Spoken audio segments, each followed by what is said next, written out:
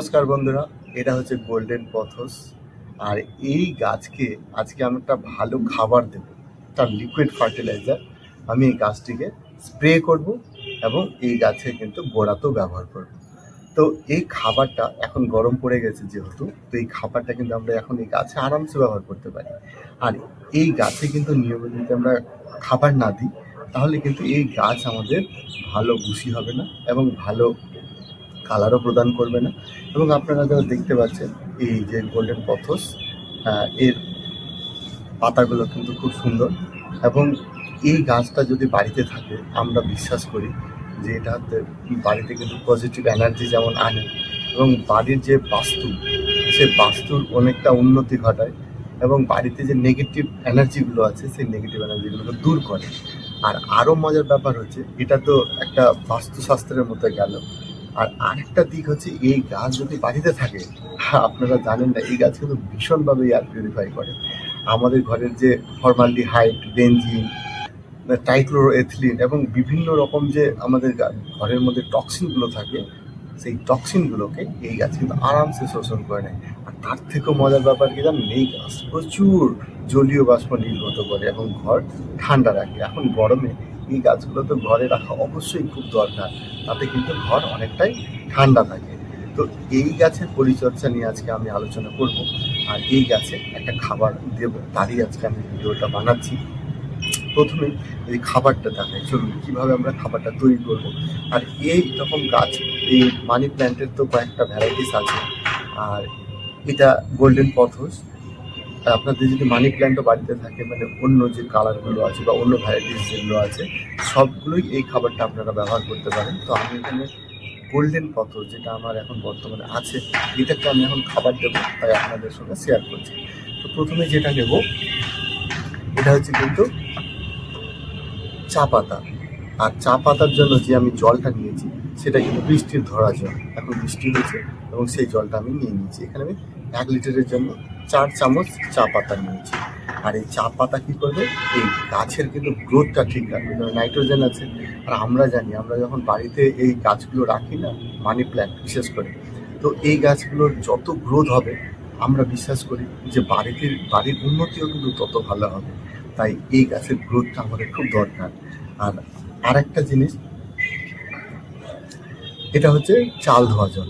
বাড়ির প্রথম যে চাল ধোয়া জল, আমরা সবাই বাড়িতে ভাত খাই, তো এই চাল ধোয়া জলটা আমি রেখে দিয়েছি। এর মধ্যে স্টার্ট বলে একটা উপাদান থাকে, যেটা এর মধ্যে উপকারী ব্যাকটেরিয়া তৈরি করতে সাহায্য করবে। পাশাপাশি আমি ডাল ধোয়ার যে জলটা সেটাও নিয়ে নিয়েছি, তার মধ্যে কিন্তু প্রচুর প্রোটিন আছে যা গাছের ভীষণ উপকারে লাগবে। আর এই গাছটাকে কিন্তু আরও বুশি করতে, আরও নতুন ডালপালা গজাতে সাহায্য করবে। আর যত এই গাছটার ডালপালা হবে, আমরা বিশ্বাস করি তত আমাদের জীবনের উন্নতি, বাড়ির উন্নতি এবং আমাদের জীবনের যা প্ল্যান আছে বা আমরা যেই প্ল্যানগুলো আগামী দিনে করে রেখেছি সেগুলো কিন্তু ভালো সাকসেস হয়। আর আরেকটা জিনিস একটু বলে নেওয়া ভালো, আর আমরা অনেকেই কিন্তু এই মানি প্ল্যান্টের ডাল কাটতে চাই। তাতে কি হয়, আমাদের গাছের যেমন বৃদ্ধি থেমে যায়, তেমনি আমরা মনে করি যে আমাদের জীবনের যে অগ্রগতি সেটাও কিন্তু থেমে যায়। কিন্তু সেটা একদমই না। এই গাছটাকে যদি একবার আমরা প্রুন করে দিই তাহলে কিন্তু আবার নতুন নতুন 2-3টা ডাল বেরোবে। তাতে কিন্তু আমাদের জীবনের আরও নানা দিক, নানা উন্নতির বহিঃপ্রকাশ আমরা এখানে দেখতে পাবো। আর এরপর যে জিনিসটা দেবো সেটা হচ্ছে এনপিকে। এটা হচ্ছে একটা এনপিকে 19-19-19। এটাও আমরা এই খাবারের সঙ্গে মিশে এই গাছে দেবো, যা গাছের সার্বিক বিকাশে কিন্তু সাহায্য করবে। আর এটা কিন্তু আমি অনলাইন থেকে কিনেছি। আর সঙ্গে যেটা নিব এটা হচ্ছে এপসাম সল্ট। এই এপসাম সল্ট কিন্তু গাছের পাতার যে কালার এবং গাছের যে লুক সেটা কিন্তু বেটার করবে। তাই আমরা এই এপসাম সল্টও নেব, দিয়ে এই মিক্সচারটা তৈরি করবো। আর তার থেকে বড় কথা, এই আরেকটা যে আমি জল নিয়েছি 1 লিটার, এই জলটা কিন্তু আমি নিয়েছি বৃষ্টির জল। আর এই বৃষ্টির জল আমরা অবশ্যই নেব, কারণ বৃষ্টির জলের মধ্যে ক্লোরিন বা ক্লোরাইড জাতীয় উপাদান থাকে না। এটা একটা সফট ওয়াটার, যেটা গাছের জন্য ভীষণ কিন্তু কার্যকরী। আর আমরা ট্যাপের জলে যেহেতু ক্লোরিন থাকে, সেই জলটা আমরা গাছে ব্যবহার করলে কী হয়, নিয়মিত ব্যবহার করলে এই গাছের পাতার যে টিপসগুলো আছে সেই টিপসগুলো কিন্তু অনেক সময় ব্রাউন হয়ে যায়। তো আমরা এখন বর্ষাকালে অবশ্যই চাইবো এই বৃষ্টির জল ব্যবহার করতে। তবে আপনারা চাইলে অনেক সময় আপনারা ফিল্টারের জলও ব্যবহার করতে পারেন, সেটা কিন্তু ক্লোরিন থাকে না সেই জলে। তবে এখন চলুন আমরা এই খাবারটা মিশ্রণটা তৈরি করি। লিকুইড ফার্টিলাইজারটা কীভাবে আমরা গাছে ব্যবহার করছি, কতদিন অন্তর ব্যবহার করব, সবটাই কিন্তু এখানে থাকছে। তো চলুন আমরা মিশ্রণ খাবারটা তৈরি করি। আর প্রথমে আমি 1 লিটারের মতো একটা জল নিয়ে নিয়েছি। আর এই জলটা কিন্তু বৃষ্টির জল। আমি একটু আগে বললাম বৃষ্টির জল নেওয়ার এর পজিটিভ সাইডগুলো। এরপর প্রথমেই যেটা আমরা এই জলে মেশাবো তা হচ্ছে এই এনপিকে। এই এনপিকে 19 এটা আমরা এই যে আমাদের যে চামচগুলো হয়, যেগুলো চায়ের চামচ, সেখান থেকে আমরা হাফ চামচ এখানে ব্যবহার করব। আর এরপরে যেটা নেব তা হচ্ছে এপসাম সল্ট। এটাও আমি হাফ চামচ ব্যবহার করব। এটাও কিন্তু আমাদের নিয়মিত এইসব গাছে দেওয়া খুব দরকার। তো এটা আমরা মোটামুটি 10 থেকে 15 মিনিট এভাবে ভিজিয়ে রেখে দেবো। এটা ভিজানো আমার 15 মিনিট পার হয়ে গেছে। এবার আমি এই চা পাতা ভেজানো জলটা নিচ্ছি, আর এর সঙ্গে আমি নিয়ে নিলাম চাল ভেজানো জল। এবার এটাকে আমি কি করব, এক জায়গায় কিন্তু ঢেলে মিক্সড করব। তো তার জন্য প্রথমে আমি এটা নিয়ে নিচ্ছি।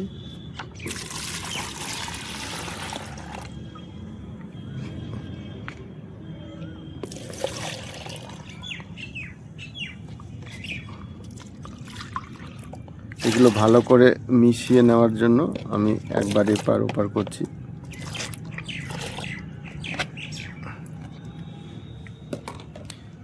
এবার আমি চা ভেজানো জলটা এখানে মিশিয়ে দিলাম।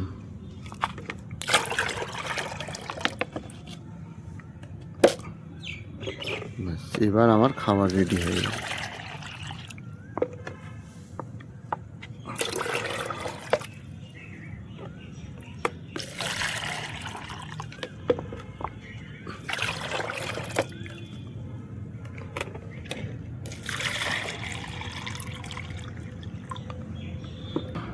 চলুন এবার এই খাবারটা আমরা এই গাছে প্রয়োগ করি।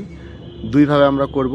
এর কিছুটা আমরা ঢেলে নিচ্ছি, ঢেলে নিয়ে আমরা এই গাছে স্প্রে করব, স্প্রে মেশিনে ভরে নেব। আর কিছুটা আমরা এই গাছের গোড়ায় অ্যাপ্লাই করব। তো চলুন আমরা এই গাছের গোড়ায় আমরা অ্যাপ্লাই করি।